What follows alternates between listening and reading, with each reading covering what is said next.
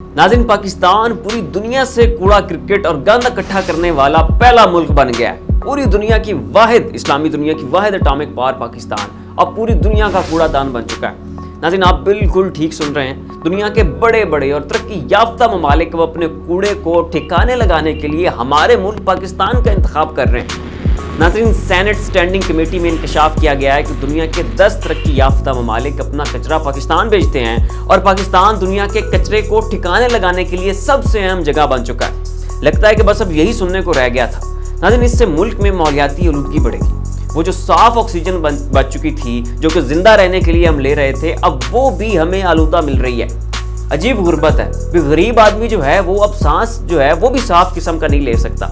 क्या आप जानते हैं कि पाकिस्तान को कचरा हाउस बनाने वालों में कौन कौन से ममालिक शामिल है? नाज़रीन, पाकिस्तान को कचरा भेजने वालों में बरतानिया, ईरान, मुत्तहिदा अरब अमारात, सऊदी अरब, America, Belgium, Germany, Spain, Canada और इटली शामिल है। वैसे बड़े अफसोस की बात है कि इस्लामी दुनिया की वाहिद एटॉमिक पावर पाकिस्तान दुनिया के कचरे का मरकज बन चुकी है। नाज़रीन, आज ये हालत हो गई है आपके मुल्क पाकिस्तान की।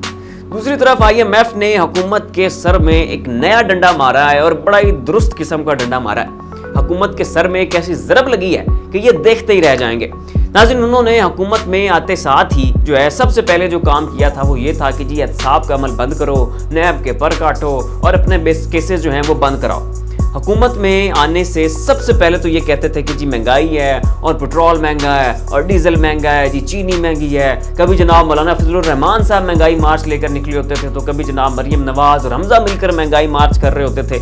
लेकिन अब जब ये हुकूमत में आए हैं तो बजाय महंगाई कम करने के इन्होंने तो आते साथ ही पहले अपने आप को रिलीफ दिया और सबसे पहले इन्होंने जनाब नैब के कवानीन में तरामीम की, नैब के पर काटे और अपने अपने केसेस से जान छुड़ा ली। नाज़रीन, आप इनके काम चेक करें कि इन्होंने हर वो शिक और हर वो कानून ख़त्म कर दिया है कि जिनकी वजह से इन लोगों के केसेस चल रहे थे। यानी अगर मरियम वाला केस उस फलां शिक की वजह से बना है तो चलो जी पहले कानून की वो फलां शिक उड़ाओ। ख्वाजा आसिफ का केस फलां शिक की वजह से बना है तो ये भी उड़ा दो। शाहिद खाकान अब्बासी को नैब के फलां कानून की वजह से मसला है, वो पूरा कानून ही उठा दो। नाज़रीन, साद रफीक पर एक केस था जिसमें 76 लोग मुतासर हुए थे। इन्होंने उस केस पर नैब में क्या तरमीम की है जी? ये तरमीम की है कि जी जहाँ 76 बंदा मुतासर हो रहा है वो कोई केस ही नहीं है, ये तो कोई मसला ही नहीं है जी। 76 बंदा भी कोई बंदा होता है। लिहाजा नाज़रीन, इन्होंने सिर्फ इस केस की वजह से मुतासरीन की हद 100 कर दी।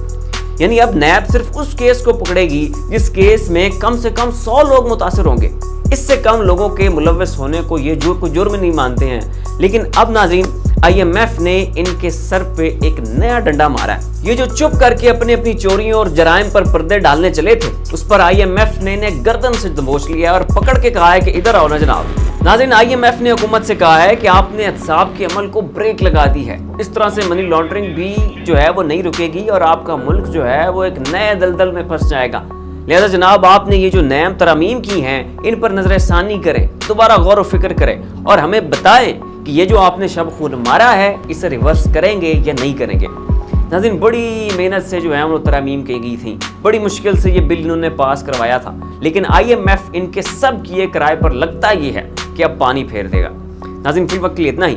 ऐसी मजीद अपडेट्स देखने के लिए देखते रहिए हमारा YouTube चैनल और Facebook पेज। इसी के साथ अपने मेज़बान को इजाज़त दीजिए। अपना ख्याल रखिएगा। अल्लाह हाफ़िज़।